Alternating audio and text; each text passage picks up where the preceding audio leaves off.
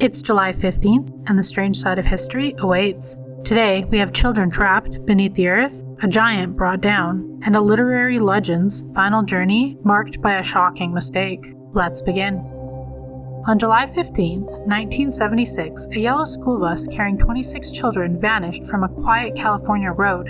3 masked men with shotguns blocked the bus near Chowchilla, seized driver Ed Ray, and forced everyone into 2 darkened vans. For 11 exhausting hours, the captives were driven without knowing where they were going. When the doors finally opened, they were standing inside a remote rock quarry. One by one, the children were ordered down a ladder into a buried moving truck. The metal container was hidden beneath 6 feet of dirt, and its only exit sealed by a steel plate, industrial batteries, and crushed earth above.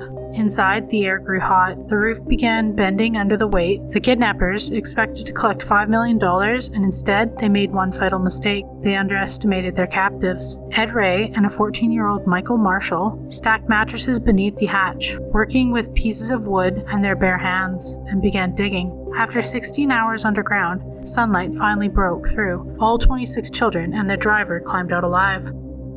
The kidnappers awoke from a nap to discover the victims they had buried had already escaped. On July 15th, 1940, the tallest person ever recorded died because of an injury he could not feel.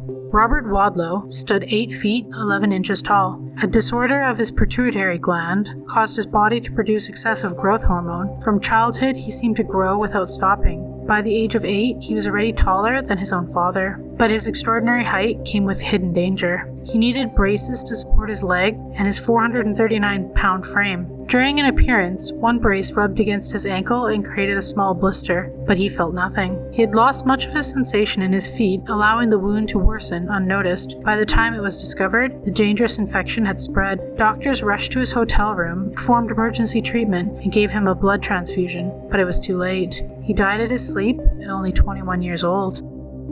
A man who had survived a lifetime of unstoppable growth was ultimately brought down by a blister that he never knew was there.